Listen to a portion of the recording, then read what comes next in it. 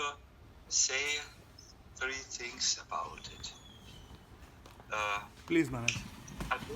Advaita Priya Prabhu and his wife, but mostly I've spoken with Advaita Priya Prabhu,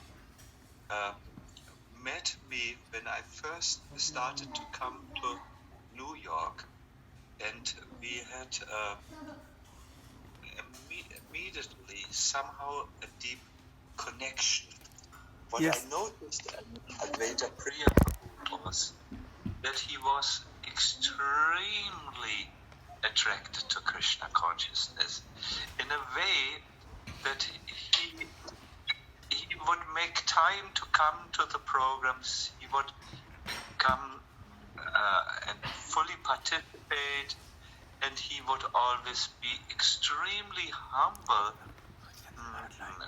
I remember he would sometimes walk around me out of respect, and he was always so absolutely pleasant and such a servant of a devotee. He was what you would call in our movement a very sweet devotee, whose consciousness was especially, I think, because he was elderly and he had raised a family with all your brothers, and you're married, and he had seen that you have a good job and you are nicely taken care of, so that you can realize the unique value of being a human being, the purpose of human life. Your father has done all this, and it is very remarkable that although he had raised such a successful family with doctors, well established, with grandsons, when this was done, he totally dedicated himself to Krishna consciousness. At least in our eyes, the senior devotees who knew him, we would always see a gentleman who was extremely humble and eager to come to Krishna consciousness. I was always amazed and always moved by his sweetness. Then when I did not come any longer to New York very regularly, Advaita Priya saw me doing the Sadhu Sangha program, and we would always have our exchange, and invariably Advaita Priya would invite me to his home. You must come, you must stay. And now I regret that I came only in spirit and could not. I visited your home, I believe, one time, I can remember for sure, and I ate an unforgettable meal. There was also ample quantity of fresh ghee, which I could sprinkle over all the preparations. I remember this, and very nice, devotional, Krishna conscious communications were going on. So when I received the email of Manish, who informed me that Advaita Priya had left his body, I started to cry, because although my relation or my exchanges with your father were relatively brief, since I'm preaching in Europe mostly, and not so much in America, though it was relatively brief, but whatever the exchanges were, they could really touch my heart. Advaita Priya had, believe me, how many people are coming to our Swamis, many people. I have seen many devotees, but he was just so absolutely different in the sense of being so devoted, so sweet, so simple, not at all complicated, extremely straightforward, and was always very impressed. I almost thought it's not possible that such a person is existing. He was like from another time when the world was better and more devoted and so on. So I was very sad when I heard. Now, there is a statement in Brihad Bhagavatamrita. This is my last point.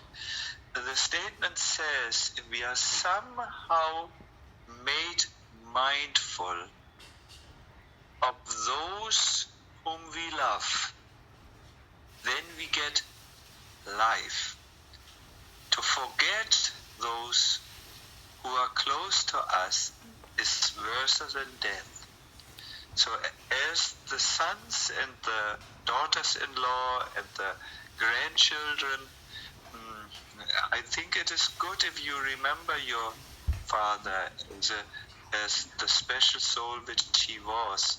It will give you life. It will remind you of the good principles which you should guide your life. It will give you a lot of inspirations and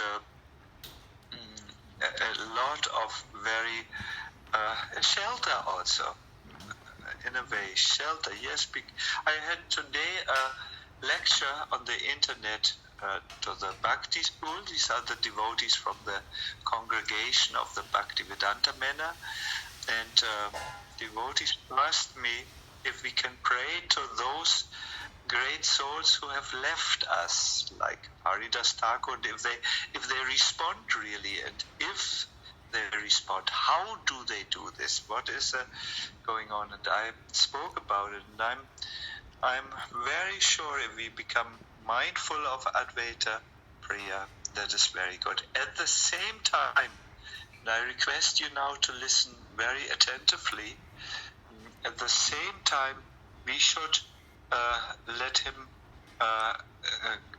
comfortably and peacefully pass on. We should wish him well to move on in his journey. How many days have passed since he has left the body? Please tell me. Maharaj, he left on Wednesday morning. This is Mayapur Chandradas, Manish's brother. My father left Wednesday early morning, 7:30. So today is the 5th day, 5 days and few hours. 5 days and 6 hours. Good. Thank you very much for the information, Mayapur Chandra Prabhu. What I have heard from our Jaipataka Maharaj, who has studied these things quite directly from the Shastras, is that amongst Vaishnavas, after 7 days have passed, 7 days is a good day, we should we should say goodbye and farewell and so on. I think you know how to do. You have done all the ceremonies and all the things. He has been cremated already by now? Yes, Maharaj. We cremated yesterday. Yesterday at like at 3 o'clock, 3:30 in the evening. So it's like it's about 20 hours since Pitaji's Parthiv Dev has been cremated. Good. Yes, you are wonderful devotees. You know all this. So after 7 days, then because our heart is full of a mixture. It's a mixture of sadness, and we also know it is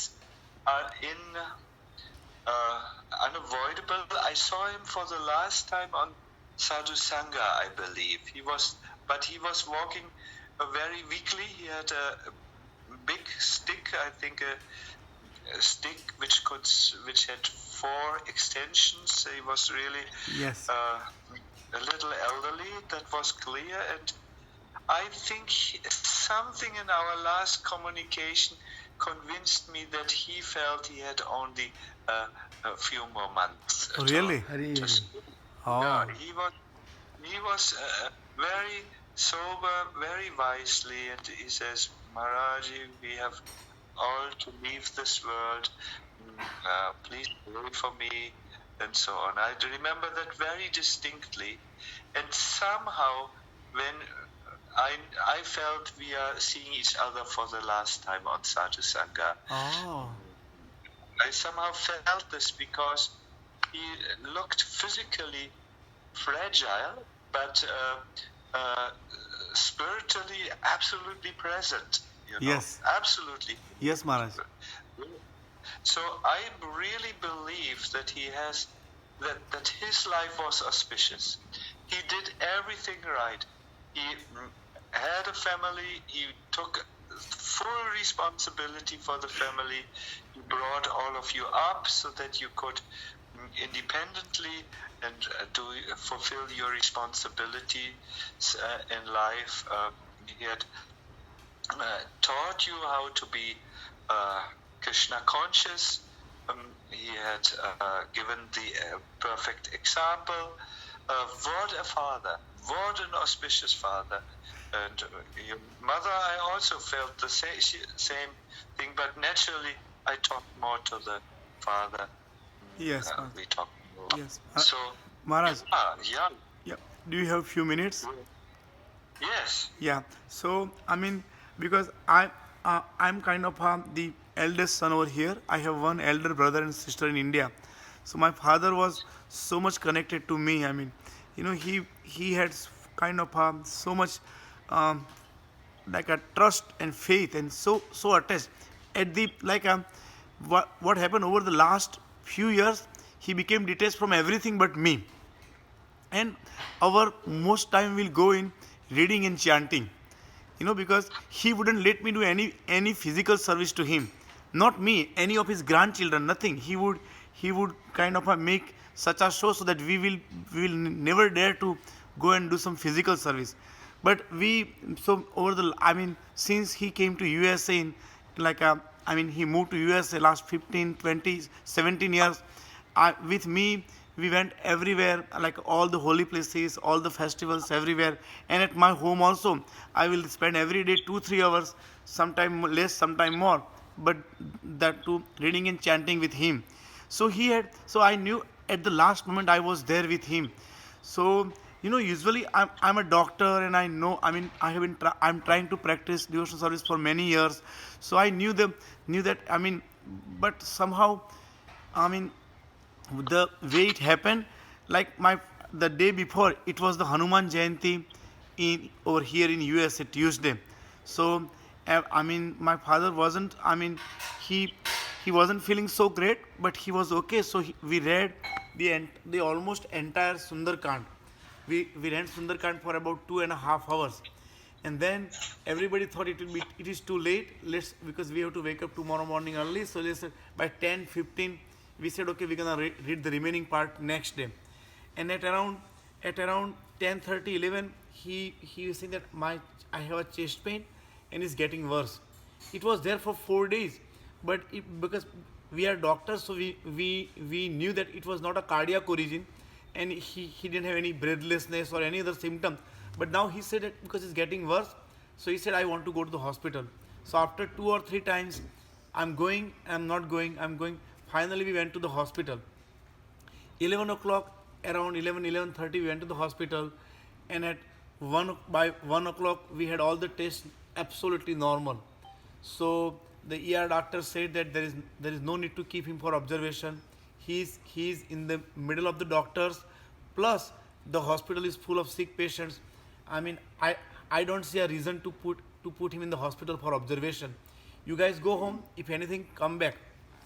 Manish was driving, and Manish on the way back, Manish started praying the Lakshmi Narsi Stotra and Narayan Kavach, and my dad enjoyed it because those were his favorite stutis. He would chant them on most days. When he was young, before few months he was chanting it every day, but lately, so we listened that on the way home. Then we from the front of the door, the car, we keep the car, so it's about 10 feet 20 feet over there, and walking to his bedroom about 30-40 feet. After walking 40-50 feet, he collapsed in the bed. As soon as he came home, around 1 o'clock, he collapsed. So I shouted Manish, and we all gave him the CPR. He practically left the body over here, and going to the bed, before going to the bed, he actually put the head on my head and Manish's head. That he was fully satisfied with. I mean, even though we didn't do anything, he kind of gave us the blessing, and he went. Then I was helping him, taking his sweater and all those things. But then I realized that daddy is not responding. So I shouted and everybody came. I gave the CPR. He came back to the life. And that at 1 o'clock, then we called the ambulance, and then we thought he was completely normal before few hours, before 20-30 minutes. So let's go. It could be a heart attack, which we could reverse it. So we rushed him to the hospital, and then the second cardiogram showed that yes, he has a heart attack. The heart rate started dropping, the oxygen started dropping, and then the blood pressure started dropping. So I mean, the doctors were doing the treatment, and I was with him and chanting, and I mean at times the heart rate will go below certain level. Then I will start giving the cardiac massage, and heart rate will start go up, and that kind of went for like 1 hour. So nobody was talking to me, but then they talked to Manish, and they thought that what if Manish gave them the permission that okay, we want to do the full treatment, because he was all right before 1 hour, and then so after like around 5:30, 5:40, they took him to the cath table, and then on the cath table, I mean, the doctor who did the cath he's also Gujarati and Vaishnava from Pushti Margam. So they said, you guys cannot come because you guys, this is a cath lab, and you guys, I mean, possibly has the corona infection, so we cannot let you go inside. So me and Manish, we kind of stayed outside, and he took him inside at 5:45 or 5:40, and then my father, I mean, he improved. Maybe that's what one time the doctor from the inside, he called us. He said that the blood pressure is getting better, and like this and that. But then the next time he said that how long do you want to continue this support? He's not getting better. Then we said no, we want to give the full, because there is no point of taking it away back. And then around so he was, because he has shown that what we did in the ER, we guys wouldn't give up us. So somehow he didn't call us until my father left the last breath. And my regret is that those last maybe hour and a 45 minutes or maybe 2 hours, none of us were with him chanting, and I cried and cried that my intelligence clouded so much that why I didn't stay with him, and why. But now it's all gone. But I mean, so this is the biggest kind of I mean, I personally, me and Manish, both of us, we are struggling that how did we not say that okay, we just gonna chant and leave everything alone. But it was too fast and too rapid, and that's kind of So Maharaj, what we perceive is my faith in Krishna is not, because I also felt, but I couldn't tell Mahaprabhu Chandra, because second time I never wanted to. This is Manish Maharaj, sorry to interrupt Mahaprabhu Chandra, but I was thinking, because I have seen my grandmother pass away. At that time I was 5, but because of the mercy of you and all the Vaishnavas, I'm understanding. So I was thinking if my father passes away, we should chant Lakshmi Nrsimha Stotra and he go. But I was full too. My medical knowledge was saying that we can make it. See, I was foolishly praying to Krishna that because I was thinking, please pardon me if I did something wrong, but I was thinking that nobody in my family should die from corona. So I was praying to Krishna. Now people like you tell that you don't pray to Krishna for nothing. If you pray at all, then you say, Krishna, if you desire, so this should happen. But I was praying, and that's why, while giving cardiac massage in the ER, I was looking for Jamduta. But I never knew that my father is a Vaishnava. When Niranjan Swami and all the other Swamis, and now, that's why I was desperately wanted to talk to you that, I was so foolish that I was thinking that my father is dying. He was not dying. He was going to Vaikuntha. That's what I'm thinking. But Maharaj, you know better. So that's why. So please remove our lamentation. It's so nice of you that with your busy schedule you call back, but please. Good. So I will now respond to both of you. Please listen attentively. Thank you, Maharaj. I can understand that there is some feeling of upsetment or unsettlement because your father you were not there at the moment when he left the body, but you were you were not there 1 hour before or so, so it was not possible to chant. Now, please, I understand the situation, and this is my deepest conviction. See, I have been invited to a few situations where devotees, parents of devotees, have left their body.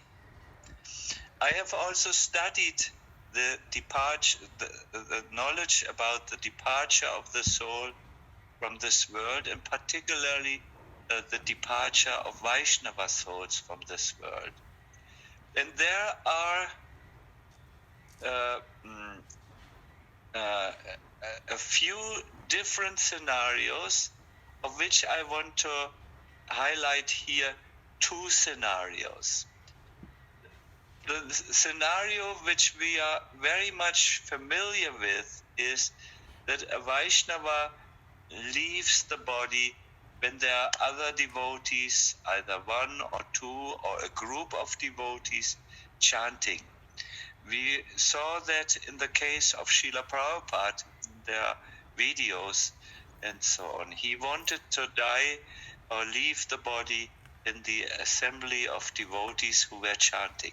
This is one scenario which we are very familiar with and which we feel is the ideal scenario.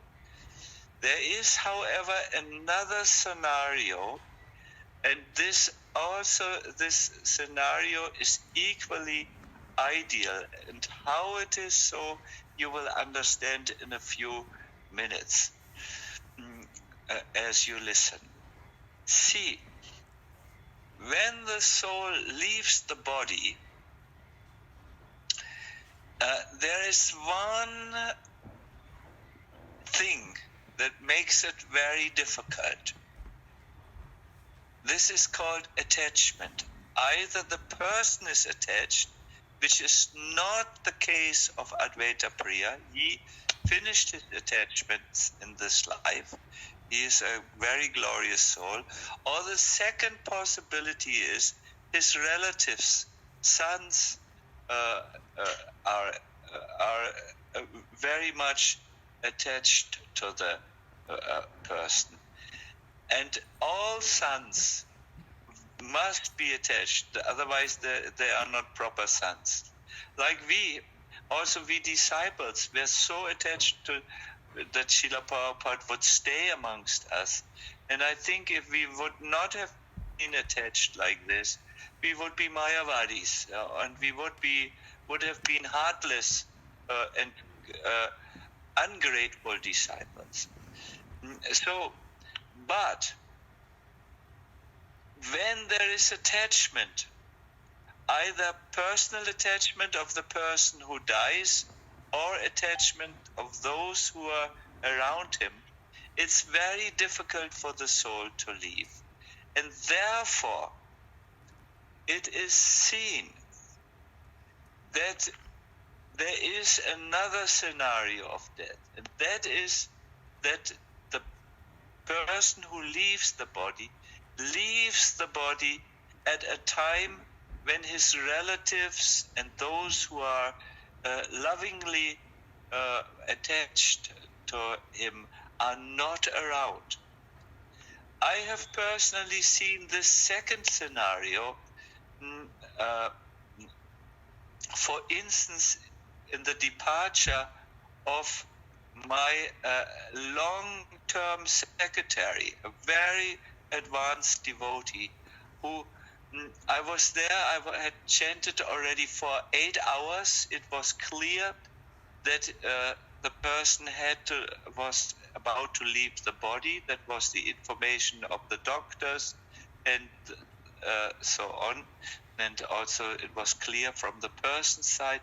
But he did not leave the body when I was there, because I thought it was too early, and so on. Therefore, the person the secretary left the body when I was not there, when I was not in the room.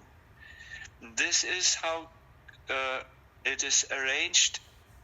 This is the second scenario that I have then done some research on this, and I found out there are many incidences, even how saintly persons leave their body not surrounded with those who are dear to them, disciples, followers, or sons even. No, they wait until they are alone or with strangers, people whom they do not know very well at least, and then they leave, because it's easier for them to leave when there is no one around who is loving them so dearly and who is affected by their departure and who cries and is totally grief-stricken. This is one point. Your father has left the body in the second scenario, and it shows it is consistent to the overall activity of their father. Did you notice, I think, Mayapuchandra, you said your father never allowed you to serve him physically. Yes. He would not do this. Yes. Your father did not want to be a burden to anyone. Yes, and Never. Maharaj, he actually had that, said that very clearly. I would not take anybody's service. You know, we are father and son and all those. Sometimes, so he had said that I would never be dependent upon anybody's service. I would live on my own. So that he mentioned that many times. So yes, Maharaj, please go ahead. Yes, this is very consistent. Why doesn't he want to want to take service? There are various reasons, but one is your father was always unassuming. He never actually wanted to be a burden to anyone. Yes. I have seen when he was in a relationship with me, there are always so many people demand my time, not your father. He waited until the very end, although he was the end of the queue of the people who wanted to see me, although he was the oldest and should come the first, because old people should be first and then they can rest a little and so on. But your father is like this. He intentionally, Mayapuchandra and Manish and whoever listens, intentionally, on his will, on his desire, by his sweet wish, he left like this. And Krishna had, so to say, cooperated with him. Yes, ma'am. Now I will raise a second point, which is much briefer. My dear devotees, please understand the circumstances surrounding birth are never interchangeable. Like you can never say, why was he not born like this? Why was he not born like that? It's always right. It's according to the higher laws. It's always right when someone is born and how they are born. The same thing is when someone is dying. No one dies too early. No one dies too late.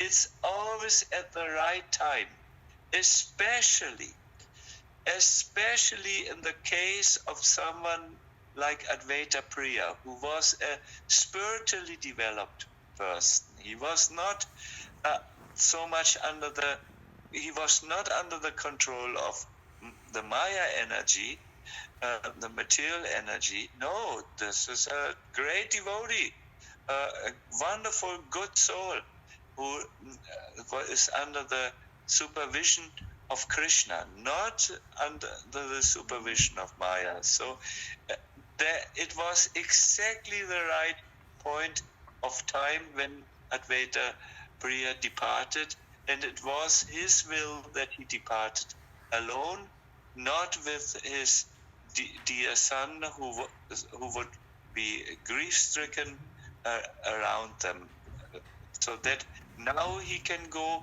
more freely, more easily because your father is a transcendentalist. His goal is Krishna. His goal is not in the material things. And he had made that very clear, how he listened at the end to Sundakand of the Ramayana, and how he was always Krishna first, and Krishna, and with great taste, and very naturally. Have you noted? He didn't need to force himself. It came just naturally out of his heart. So please don't feel guilty that, oh no, our judgment was clouded. Oh no, why were we not there? Oh no, what kind of sons are we? Are we not grateful? This is a wrong type of thinking. The right type of thinking is he wanted to live like this and he left like that. It is consistent with his life. It is not in contradiction to how he was. It is very consistent. It is and very glorious. It is one reason why we should even have more respect, more love for him. Yes. Maharaj, thank you. Go ahead, please. What I recommend to you is, so on the 7th day, that is what I learned from our Jayapataka Maharaj, offer nice Mahaprasad first prasad should be offered to the deities, then you take nice Mahaprasad, offer it to a picture of Advaita Priya, and then have a little ceremony amongst family members where you maybe chant the holy name at home, and where you then say goodbye, our dear Father. We will always remember you.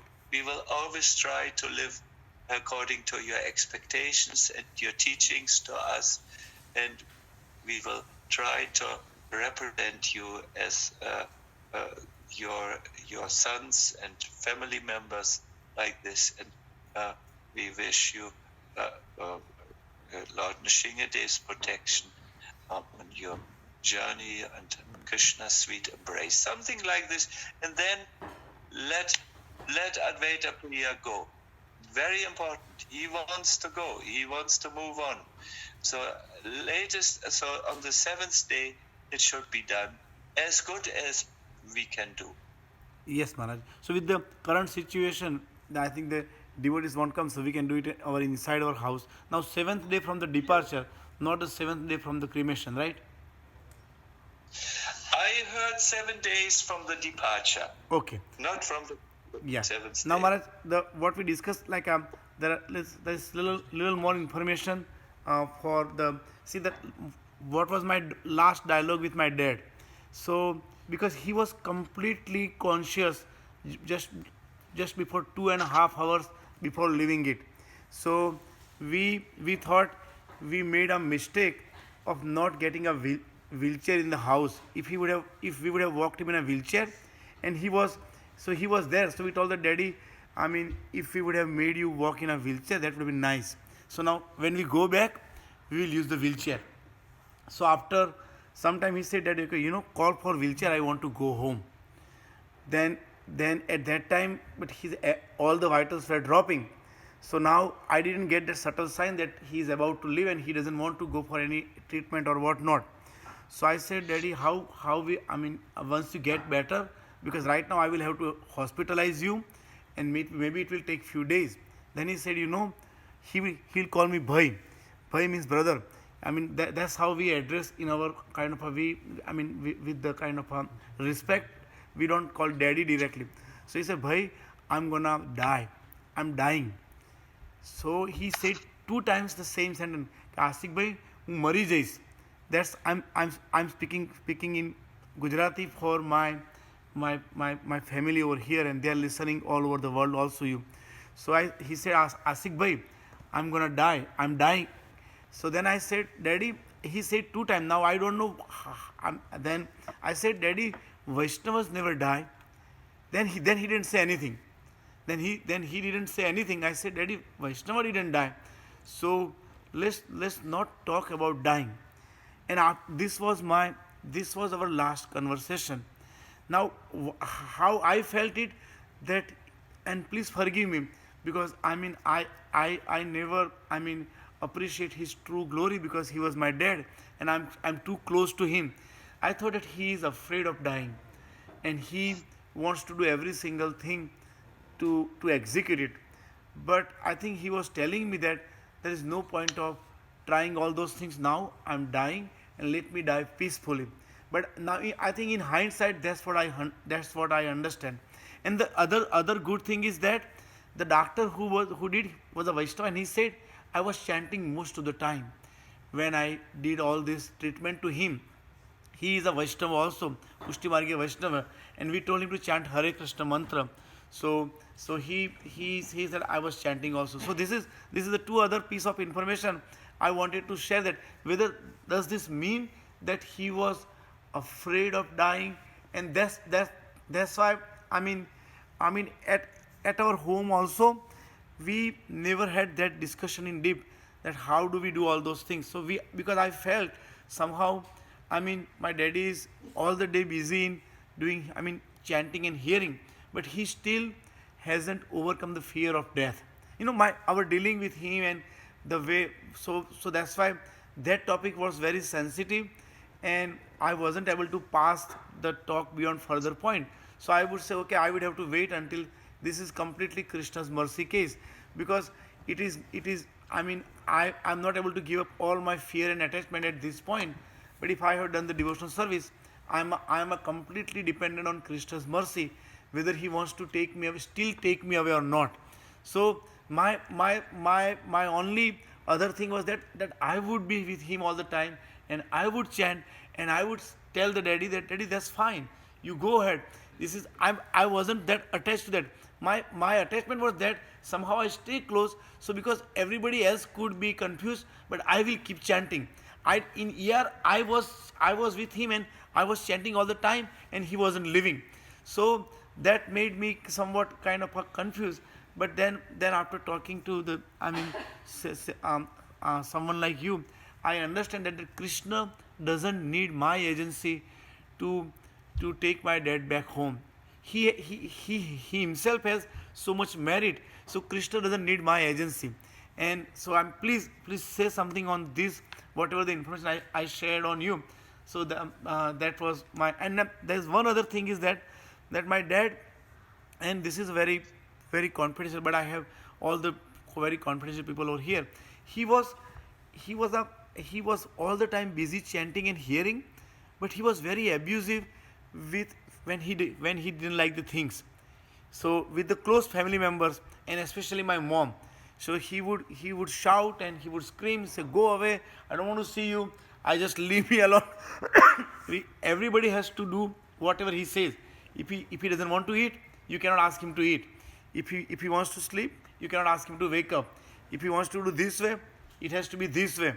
If they have to wear sari, and and instead of sari they have something else, then those girls are nonsense. So but this is only for the close family member, that he wanted them to follow the standards or whatever. So but at least with my mom, he made complete distance over the last 6 months or maybe a year, that he was completely averse. Over the years, I have seen that he was a hand-packed husband.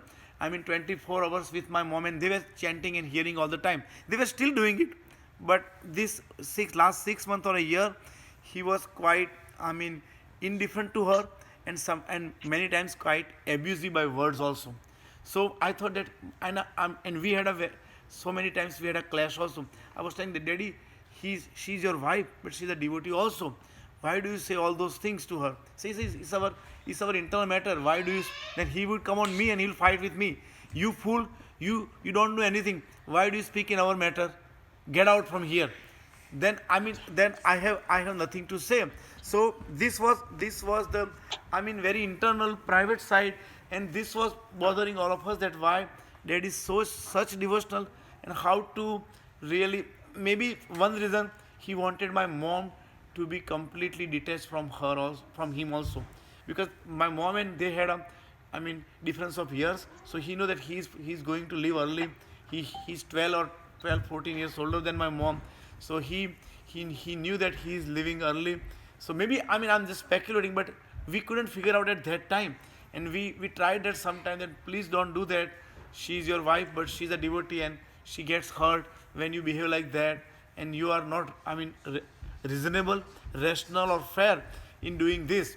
So please, I mean, these are my kind of you know my, and this sometimes makes me feel so bad and so kind of I mean think. So I mean, you know, so, I mean, someone like you can only shed the light on all those information that I gave too much information, but please, Maharaj, I'm sorry. We Okay, good. I understood this situation. Now, please, I will answer this to this subject matter. I will answer to this um, mm, question of the last, let us say, months, and a change in behavior towards Advaita Priya's wife and so on.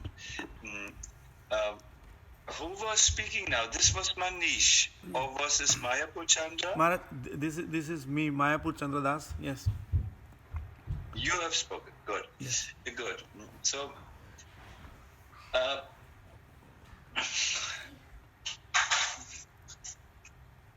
when Srila Prabhupada left the world, there was an exchange he had with Bhakti Charu Maharaj, which Bhakti Charu Maharaj often remembers. Prabhupada had become very impatient because he wanted some orange juice, but there were no oranges available in the near the temple, and he became quite impatient of ringing and the bell to the servant quarter to call, when is my orange juice coming, and so on. And finally, Bhakti Charu Maharaj managed to get some orange juice, to find some fresh oranges, and he quickly pressed them and made some orange juice, and he brought the orange juice to Prabhupada, and Prabhupada said, I don't want your orange juice.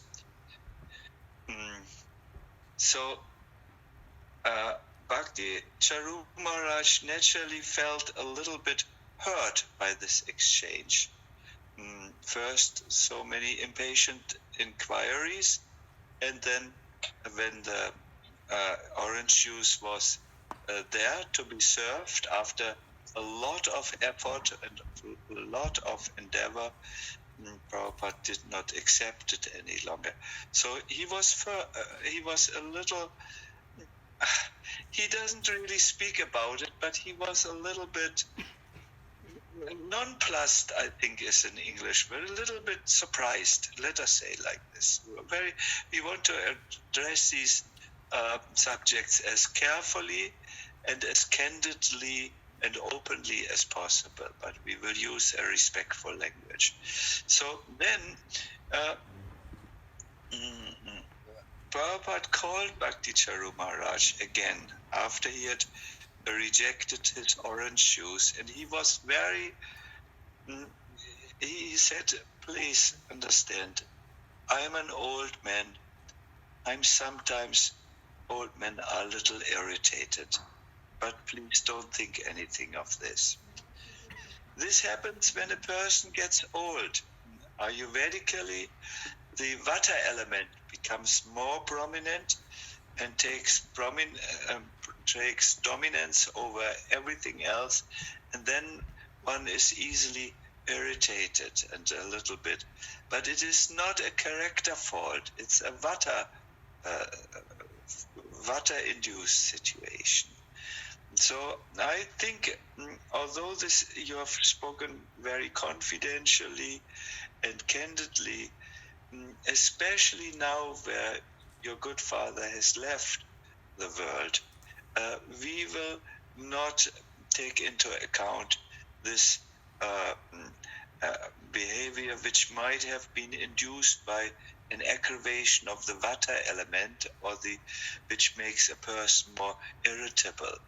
When a person has left the body and has gone, we do not see anything of so-called, let us say, intense situations. We do not see them, we do not take them into account, because now he is gone, now he is somewhere else, and we don't pursue this. We let us find a simple explanation. Vata element has brought a little bit more nervousness and irritation, and leave it at that. It is not intelligent, it is not spiritually good, it's not respectful if we want to go deeper into the matter, and then that is not required. It is not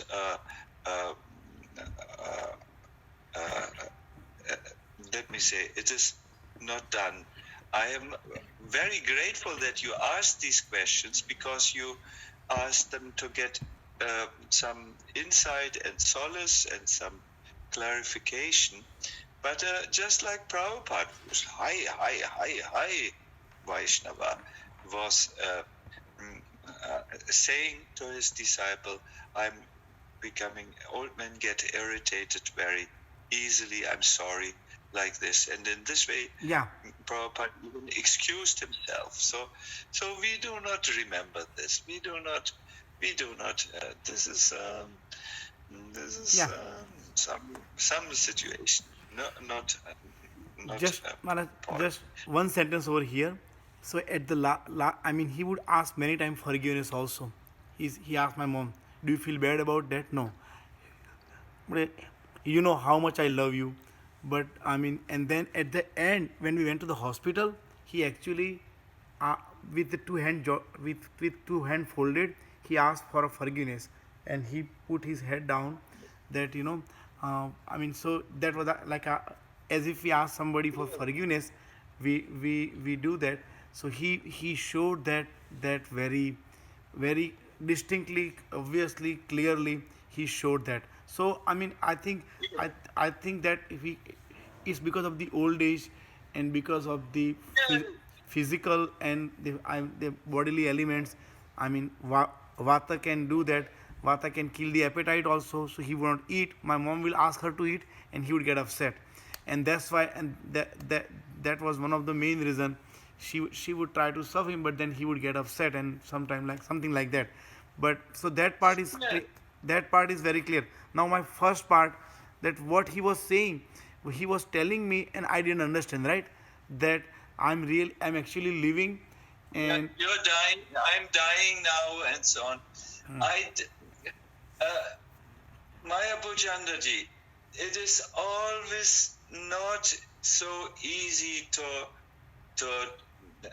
die. There can be, can be a little unpleasant. There can be, it's called premonition. That means you have an idea that death will soon come, and then sometimes you feel okay with it. Sometimes you feel,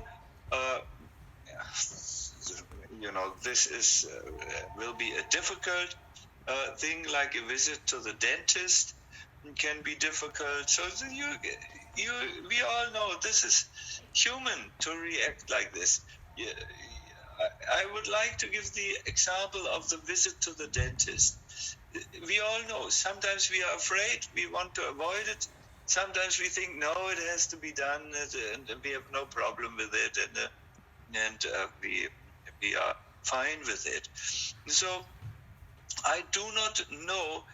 I think when your father said to you, please understand, I'm dying, I can't speculate, because I would have to be there, but I think he just wanted to clarify it, that please understand that it is coming to me now, because this is what I had in my mind, or this is what I saw in my last conversation with your father. He also did indicate that soon I might leave this world. It was, a person like like that has a very, let me say, distinct feeling that he will leave. And you might say, oh yes, and I did not take it very serious what he said. Yes.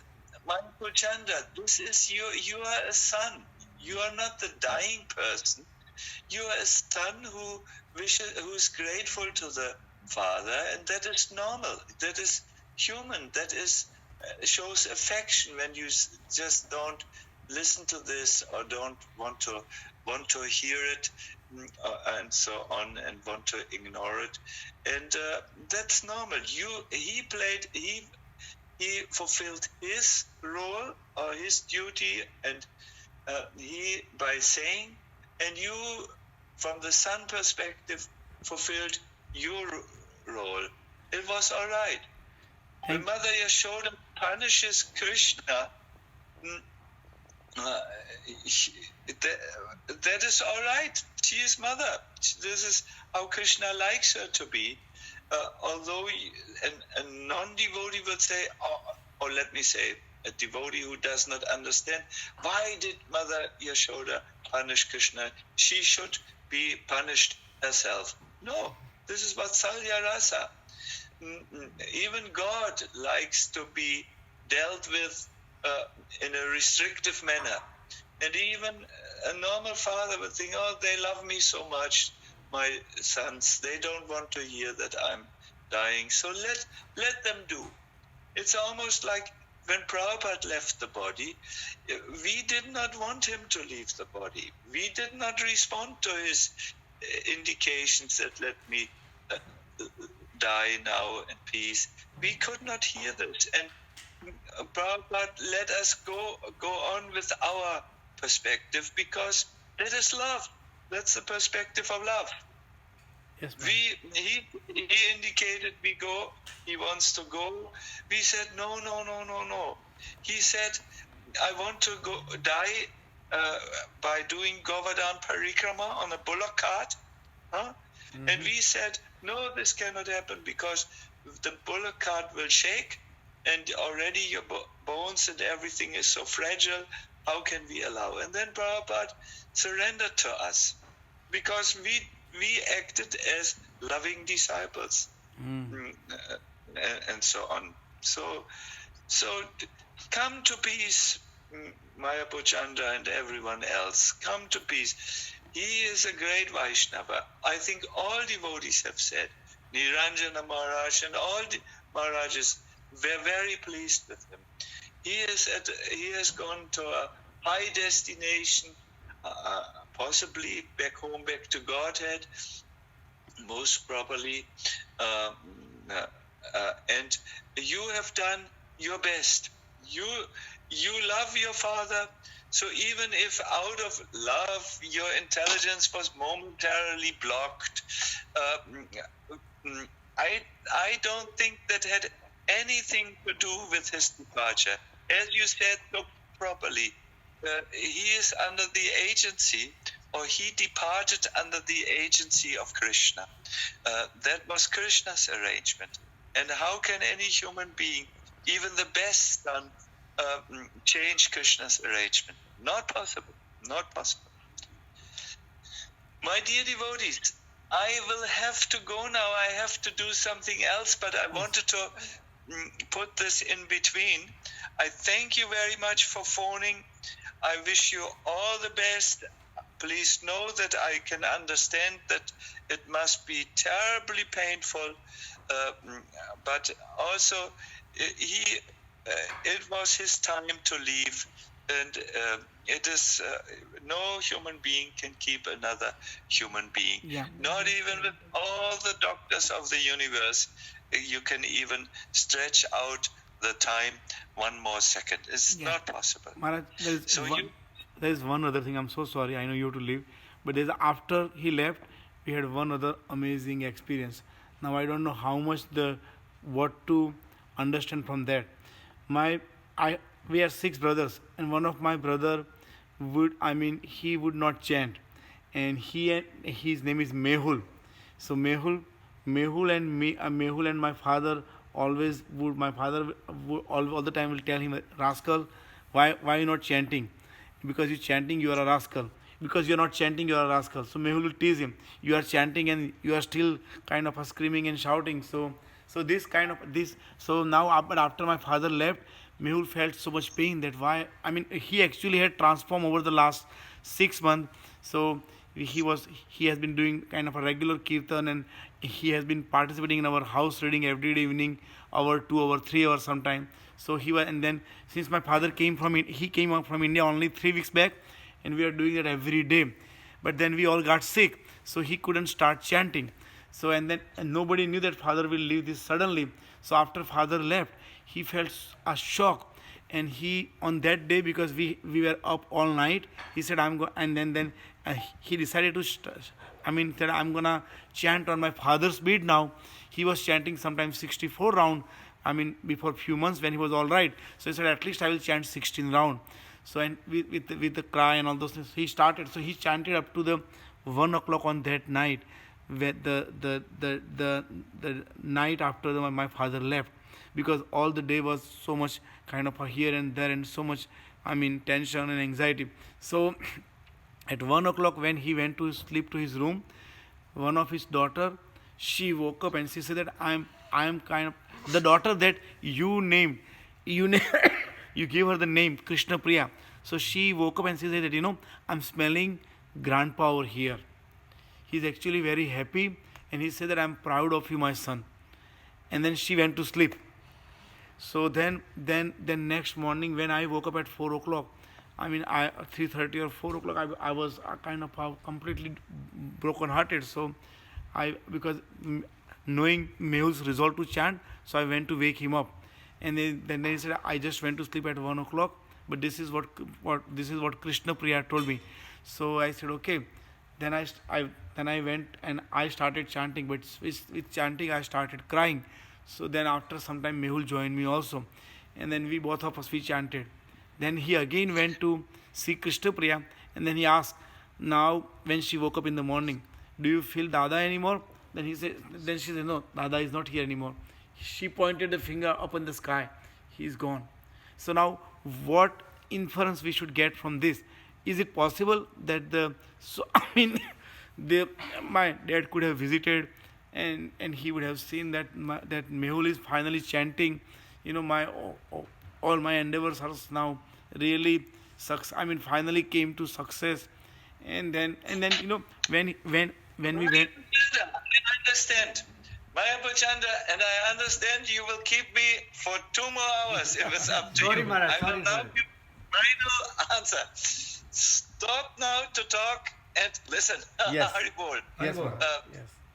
Mayapur Chanda, it is very well possible that your father has communicated with Krishna Priya in some ways, has impressed her in some ways, and it is furthermore very well possible that he came to his son and was happy that finally his long work on him was successful. I thank you very much for this telephone conversation. Thank you, Maharaj. I wish you Thank you. all the best, and I felt very honored to be informed, and my prayers will be for Advaita Priya. I have received your email, but we have now spoken on the mobile telephone, so there is no need to write. I will not write an email answer. Yes, And Maharaj. thank you so much for phoning me. All Hare the Krishna. best for you. Thank you, Maharaj. Maharaj, thank you so much for calling us. You spend so much time, and this is very much, soothing to our heart. Thank you so much. Hare Krishna. All the best for you, and greet everyone, also Hari Namananda and everyone. He's Yes. listening, Maharaj. But he's also on the call. Acha, Hari Namananda Prabhu, Hari Bol. Very nice to Hare connect Krishna, with thank you all so of you. much. Thank you so much for remembering me. Hare Krishna. All glories to Srila Prabhupada. Thank you. Maharaj. Thank you. Hari Bol. Hare Krishna.